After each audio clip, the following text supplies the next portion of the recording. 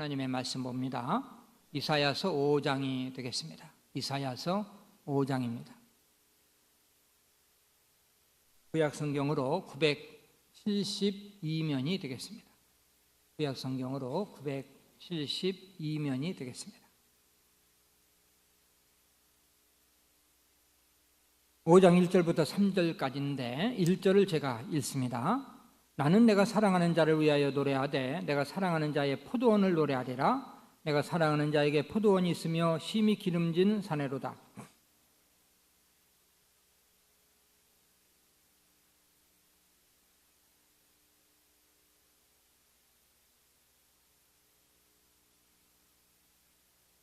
같이 예루살렘 주민과 유다 사람들아 구하노니 이제 나와 내 포도원 사이에서 사리를 판단하라. 아멘. 할렐루야. 2부 예배 참석한 여러분들을 환영하고 또 주님의 이름으로 축복합니다. 우리 서로 인사 나누겠습니다. 안녕하십니까? 행복한 날입니다. 네, 감사합니다. 감사합니다. 어떤 농부에게 아주 기름지고 좋은 산이 있었습니다. 농부는 그 산에다가 무엇을 할까 생각하다가 내가 포도원을 만들어야 되겠구나 생각을 했어요. 그래서 그 산에 있는 땅을 깊이 파고 돌을 다 제거를 했습니다. 그리고 그 땅에다가 거름을 주고 그리고 포도나무를 심었는데 아주 극상품 포도나무를 심었어요. 그리고 울타리를 딱 해서 짐승들이 들어오지 못하게 하고 그리고 망대를 세워가지고 또 도둑이 오지 않나 또 지키고 그리고 나중에 포도를 생산하면 포도즙을 짜기 위해서 그 시설까지 다 갖춰놨습니다. 그리고 극상품 포도가 맺어지기를 기대했어요. 몇 년이 흘렀습니다. 이제 포도나무가 열매가 맺을 때가 됐어요. 그래서 포도를 수확을 하는데 이 주인은 극상품 포도나무를 원했는데 포도 열매를 원했는데 돌포도 열매를 맺은 거예요. 쓸모없는 아주 작은 그런 열매가 다 맺힌 겁니다. 주인은 최상의 것으로 준비해서 최상의 열매를 원했지만 들포도를 맺은 거예요. 너무 기대에 어긋나게 된 것입니다. 농부는 실망합니다. 농부의 실망은 분노로 변합니다. 이러한 포도원 있으나만 하지. 농부는 담을 헐고 울타리를 걷어내고 망대를 부수고 포도원을 없애버립니다. 오늘 본문 말씀의 내용입니다. 이사야 5장에 있는 말씀이죠. 하나님께서 이사야 선지자를 통해서 이스라엘 백성에게 주신 경고의 메시지입니다. 여기서 포도원 주인은 바로 하나님이십니다. 그리고 포도원은 이스라엘 백성이며 포도나무는 유다 족속이죠. 하나님께서는 이스라엘 백성을 많은 백성 가운데서 택하셔서 선민으로 삼으시고 또 이스라엘 백성을 통해서 만민을 구원하실 계획을 가지고 계셨습니다. 유다 사람들에게 극상품 열매를 원하신 거죠. 그런데 이스라엘은 하나님을 거역하고 극상품 포도를 맺지 못하고 들포도를 맺는 것입니다. 하나님께서는 이스라엘을 징계하시기로 결정하시고 이사야 선지자를 통해서 경고하시는 거죠. 결국 이스라엘은 나라의 망대가 무너지고 담이 헐려지고 그리고 결국 망해서 포로로 끌려가는 비참한 민족이 되고 말았습니다. 요한일서에 보면 하나님은 사랑이시라 말씀합니다. 그러나 하나님의 사랑은 공의를 동반한 사랑, 즉 우리는 하나님의 사랑만을 많이 생각하고 하나님의 공의에 대해서는 생각을 많이 하지 않습니다. 그러다가 믿음 생활에 실패하는 경우가 많은 거죠. 이스라엘에게 징계를 선포하신 하나님은 오늘날 우리에게도 똑같이 징계를 선포하시고 경고를 주십니다. 내가 너희들에게 극상품 포도를 심었는데 왜 기대하는 열매를 맺지 못하고 들포도 열매만 맺고 있느냐?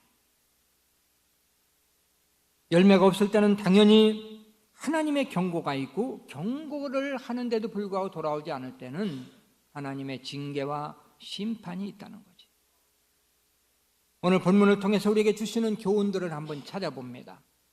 첫째 교훈은 하나님의 공의는 죄에 대해서 엄격하게 징계하신다는 사실을 교훈하고 있습니다.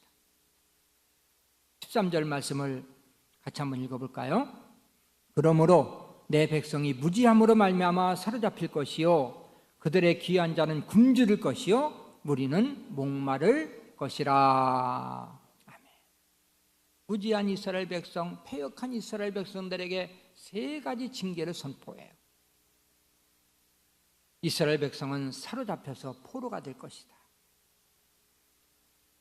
그리고 굶주림에 허덕일 것이다. 그들은 목이 마를 것이다. 하나님 기대에 어긋난 이스라엘 백성들을 향해서 무서운 경고를 선포합니다. 하나님은 공의의 하나님이십니다. 여러분, 공의가 뭡니까? 잘한 일은 상을 주고 못한 일은 벌을 준다. 이게 공의예요. 하나님은 사랑이시기 때문에 인내하시면서 우리가 열매 맺기를 기다리십니다.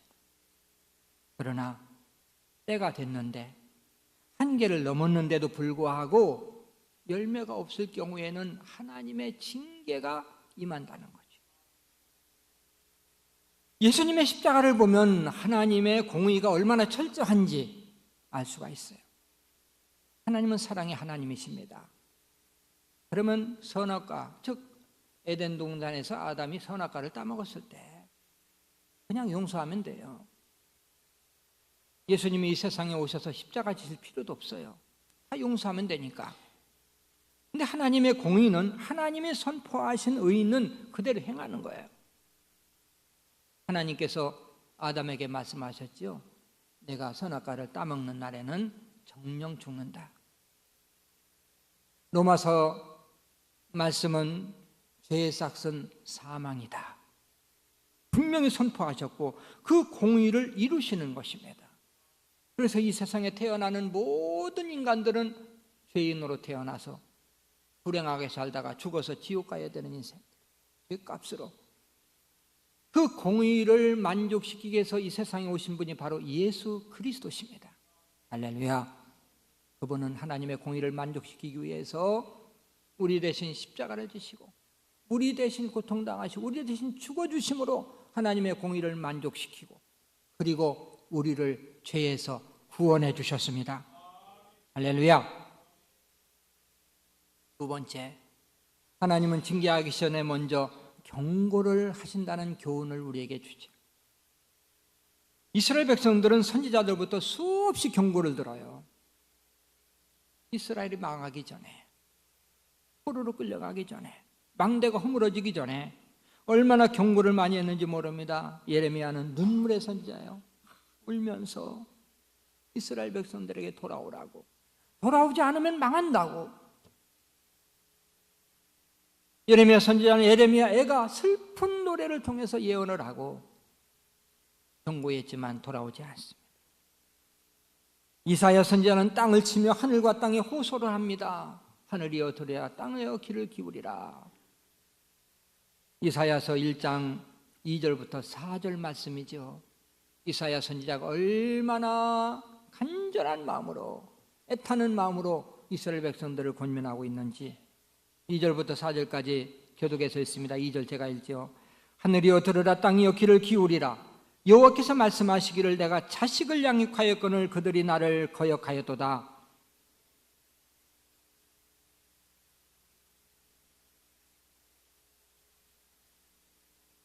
같이 슬프다 범죄한 나라요 허물진 백성이요 행악의 종자요 행위가 부패한 자식이로다.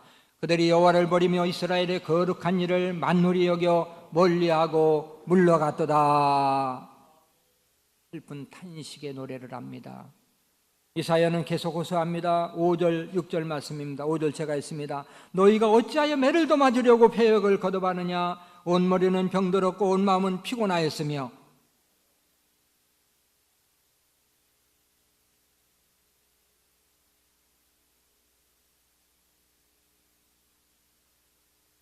아멘. 이사야뿐 아닙니다. 많은 선지자를 통해서 권면했어요. 왜? 하나님은 사랑이시기 때문에 어떻게든 그들을 징계하지 않고 축복해 주길 원했습니다. 그럼에도 불구하고 이스라엘은 결국 돌아오지 않고 징계를 받고 진노하여서 나라가 망하게 된 거지. 우리는 하나님의 경고를 들을 줄 알아야 됩니다. 여러분이 잘못된 길로 갈 때 징계에 앞서서 경고가 있어요. 어떤 방법으로 하나님 우리를 경고하실까요? 세 가지 방법으로 지금도 여러분과 나를 권면하십니다. 하나는 기록된 성경 말씀입니다. 우리 하나님의 말씀을 읽을 때 그 말씀을 통해서 심령이 찔리면 그건 하나님의 경고예요. 또 하나는 선포되는 하나님의 말씀입니다. 설교를 들을 때 내 마음이 찔리고 내 마음이 뜨거우면 그것은 바로 하나님이 경고로 주시는 거예요. 또 하나는 주의 종들의 권면입니다. 주의 종들이 말씀 안에서 진실로 권면하는 것은 하나님의 경고지요. 이 세 가지를 하나님께서 여러분에게 주시는 기회며 또 돌아올 수 있는 기회인데 이 기회를 놓치면 하나님의 한계가 도달하면 하나님의 진노가 임할 수밖에 없다. 자, 세 번째 교훈을 찾아볼까요? 경고를 받지 않을 때는 하나님이 분명히 진노하신다. 이 사실을 또 본문은 우리에게 말씀합니다. 5절은 제가 읽고 6절은 여러분들 읽습니다. 이제 내가 내 포도원에 어떻게 행할지를 너희에게 알리리라. 내가 그 울타리를 걷어 먹힘을 당하게 하고 그 담을 헐어 짓밟히게 할 것이요.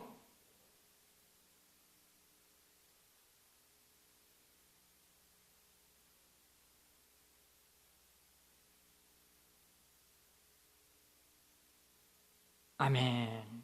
아무리 권면해도 돌아오지 않는 이스라엘 백성들을 향해서 징계를 선포합니다. 그 첫 번째 징계가 땅에 대한 징계예요. 야, 땅을 저주하겠다. 내가 그것으로 황폐케 하리니. 어떻게 하리니? 황폐케 한다. 이스라엘 팔레스타인 땅은 젖과 꿀이 흐르는 땅입니다. 그런데 그 젖과 꿀이 흐르는 땅을, 축복으로 이스라엘에게 주신 땅을 내가 황폐하게 만들어 버리겠다. 다시는 포도 농사를 지을 수 없는 땅으로 만들어 버리겠다. 이런 뜻이죠. 지금 이스라엘 땅은, 가나안 땅은 젖과 꿀이 흐르는 땅이었습니다. 가나안의 정탐꾼들이 가서 정탐을 하고 돌아와서 보고할 때 정말 가나안 땅은 기름진 땅이고 좋은 땅입니다. 포도가 송이가 에스겔 골짜기에서 포도송이를 메고 나오는데 양쪽에다 메고 나올 정도의 큰 포도송이, 얼마나 땅이 기름진지 이렇게 보고를 했습니다. 그런데 현재는 어떻습니까? 그 팔레스타인 땅은요, 기름진 땅이 아니라 저주받은 땅이에요.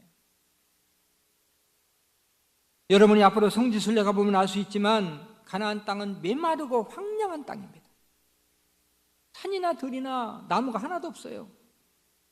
다 대머리예요. 네, 거기는 4월부터 10월까지 약 8개월 동안 비가 한 방울도 안 옵니다. 절대 안 옵니다. 10월달 들어서 11월달 들어서야 조금씩 비가 오기 시작하고, 그때 좀 나무, 이 푸른 그러한 풀들이 좀 자라나서 꽃이 피고, 그리고 나서는 절대 자랄 수 없는 그런 땅이에요. 가나안 땅이 그 기름진 땅이 5절에서 이사야가 선포한 것처럼 내가 구름을 명하여 그 위에 비를 내리지 말라 하리라. 우리 하나님이 비를 막으시니까 비가 내릴 수가 없고 땅이 그렇게 황폐한 땅이 되어버리고 만 거예요. 하나님의 징계가 얼마나 철저한가를 보여줍니다. 이스라엘은 땅만 저주받은 게 아닙니다. 백성들도 징계를 받지요. 하나님께서는 이스라엘 백성들에게 마음 놓고 예배할 수 있는 성전을 주시고 예배 공간을 주시고 마음 놓고 하나님을 위해서 헌신하고 봉사할 수 있게 하십니다. 그런데 그들은 불순종하고 섬기라는 하나님은 섬기지 아니하고 우상을 섬기고, 또 예배는 형식이고 마음은 하나님을 떠나 있고, 마침내 하나님의 진노가 그들에게 미쳐요. 이스라엘은 망대가 허물어지고 나라가 망하고, 그리고 백성은 포로로 끌려갑니다. 이방 땅에서 고통을 당합니다. 이제는 성전에 가고 싶어도 못 갑니다. 봉사하고 싶어도 못 합니다. 우리에게 도전이 되지요. 하나님께서 우리에게 믿음 생활 잘할 수 있는 환경을 주셨어요. 이러한 환경을 주실 때 우리가 잘해야 되는 거죠. 예배 참석도 환경 주실 때 열심히 해야 되고, 봉사도 환경을 주실 때 해야 되고, 물질 봉사도 하나님이 주실 때 해야 되는 것입니다. 하나님의 기대에 어긋나면 하나님이 뺏어갈 수가 있다. 우리 하나님께서 우리의 물질도 건강도 시간도 다 뺏어가시면 그때는 하고 싶어도 못한다는 거지. 많은 분들이 하나님께서 기회를 주실 때 못한 것을 후회합니다. 그래, 하나님이 이렇게 마음껏 참여하려고 생각만 한다면 얼마든지 참여할 수 있는 예배를 내가 이제는 도저히 환경이 안 돼. 하나님이 그 환경을 뺏어가셨어. 내가 건강할 때 봉사해야 되는데, 내가 물질이 있을 때 헌신해야 되는데 이제는 하고 싶어도 못해. 하나님이 다 걷어가셨어. 전에도 한번 간증드린 이야기입니다마는 미국에서 있었던 일입니다. 성실하게 믿음 생활하던 청년이 있었어요. 교일학교 교사도 하고 또 찬양대도 하고 또 청년회에서도 활동하고 아주 믿음 생활을 이쁘게 잘했습니다. 그러다가 회사를 다니다가 사업을 시작했습니다. 공장을 하나 조그맣게 이렇게 만들어서 시작했는데 아주 사업이 잘 되기 시작합니다. 사업이 막 번창하는데 나중에는 공장을 하나 짓고 또 하나 짓고, 그래서 공장을 7개나 졌어요. 하나님이 물질의 복을 주셔서 그 교회에서 11조를 가장 많이 하는 청년이 됐습니다. 전 교인 중에서 가장 많이 해, 청년인데도. 문제는 믿음입니다. 너무 바쁘다 보니까 내가 도저히 바빠서 봉사하는 것은 좀 놔야 되겠습니다. 주의를 지키죠. 주의를 지키고 철저하게 11조 했어요. 그러다가 이제 주의를 빼먹기 시작합니다. 너무너무 바쁘니까요. 뭐 여기도 봐야 되고 저기도 봐야 되니까 주의를 차츰 빠지기 시작하면서 주의를 완전히 나오지를 못하고, 그리고 11조만 꼬박꼬박 했어요. 그래, 내가 11조로 복을 받았으니까 복을 또 하나님이 주시니까 해야지. 그 목사님들이 아무리 찾아가서 권면해도 안 나오고 2, 3년의 세월이 흘렀습니다. 담임 목사님이 찾아갔어요. 만나서 권면합니다. 성도님, 믿는 자로서 교회 주의를 지켜야지요. 몇 년 동안이나 교회를 안 나오셨는데 하나님께서 경고하시고 하나님께서 권면하실 때 돌아와야 됩니다. 성도가 말합니다. 목사님, 내가 출석하고 싶지만요 너무 바쁩니다. 공장이 막 여러 개다 보니까 여기도 다니고 저기도 다니고 그러다 보니까, 그러나 내가 11조만은 또박또박 하겠습니다. 성도님, 하나님께서 축복하시는데 이럴 때일수록 열심히 해야지요. 회사가 좀 손해가 돼도 좀 지장이 있어도 하나님 앞에 먼저 나와서 하셔야지. 성도님은 끝까지 듣지 않습니다. 주일날 교회 나가는 것은 불가능합니다. 목사님, 제가 11조만 꼬박꼬박 하지요. 목사님이 마지막에 그러면 같이 기도합시다. 기도를 합니다. 하나님께서 성도님 축복하셔서 회사를 확정시켜 주시고 물질적으로 큰 복을 주셨습니다. 그러나 공장 7개가 되다 보니까 너무 바빠서 주일날 예배를 드리지 못합니다. 저희 앞으로 성도님 주일을 잘 지킬 수 있도록 도와주옵소서. 성도님 공장이 7개나 돼서 너무너무 바쁘니까 6개는 불타서 없어지게 하시고, 하나만 공장이 돌아가게 하셔서 주의를 잘 지키도록 인도해 주옵소서. 예수님의 이름으로 기도합니다. 그러니까 청년이 방방 뜹니다. 목사님, 어떻게 해서 그런 기도를 할 수가 있습니까? 그 기도 취소하지 않으면 내가 11조도 안 하겠습니다. 사실 그 교회는 재정의 많은 부분을 그 청년의 11조로 감당하고 있었어요. 그러나 목사님은 취소하지 않습니다.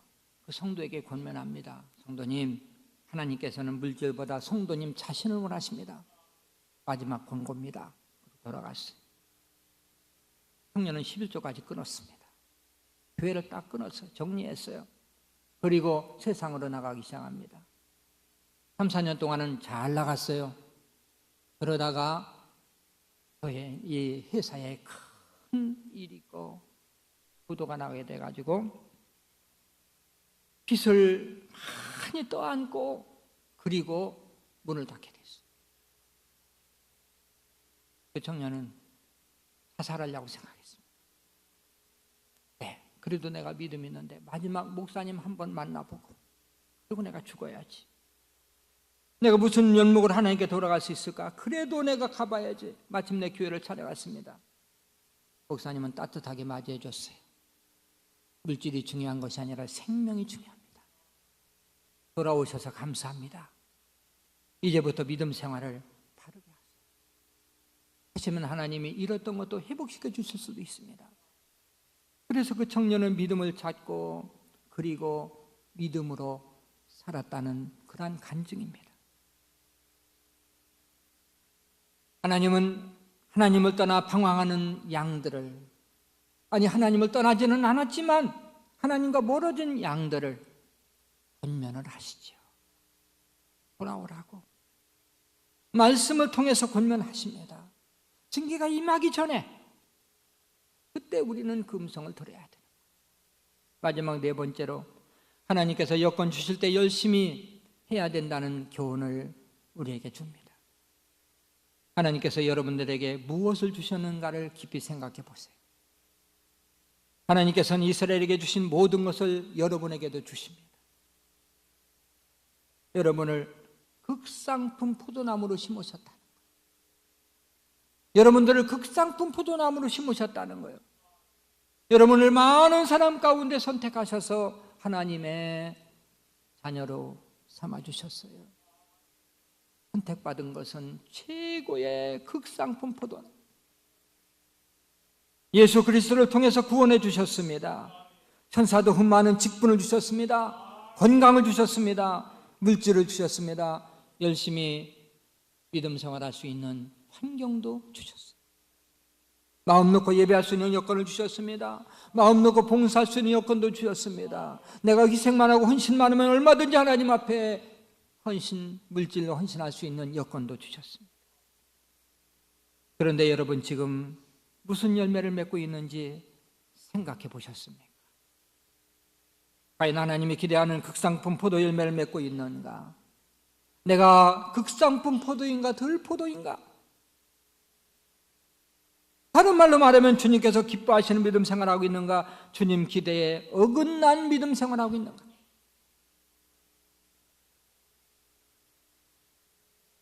제가 알고 있는 한 분이 몇 년 전에 소천하셨어요. 돌아가셨어. 50대 초반에. 그분은 젊었을 때 아주 믿음 생활 열심히 하고 봉사도 참 잘하셨는데 장사를 시작했는데 이 장사가 아주 잘 됐습니다. 믿음으로 시작했고 성소주일 11조 철저히 하고 하나님이 복을 주셔서 정말 식당이 문전성세를 이뤘어요. 너무 바쁘다 보니까 주일을 한두 번 빠지기 시작하고 또 주일날 한 번 문 닫으면 얼마나 또 많이 매상이 줄어드니까 주일날도 문을 열고 그리고 나중에는 또 매출이 많아지다 보니까요 11조가 더 많아지잖아요. 욕심이 아니게 11조도 안 하고 교회를 끊었어요.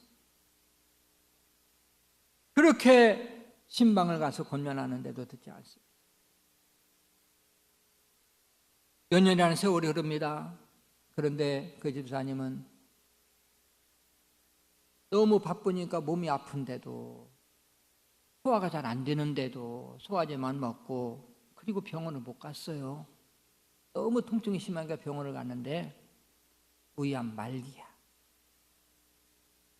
그랬는데 도저히 이건 치료가 안 돼.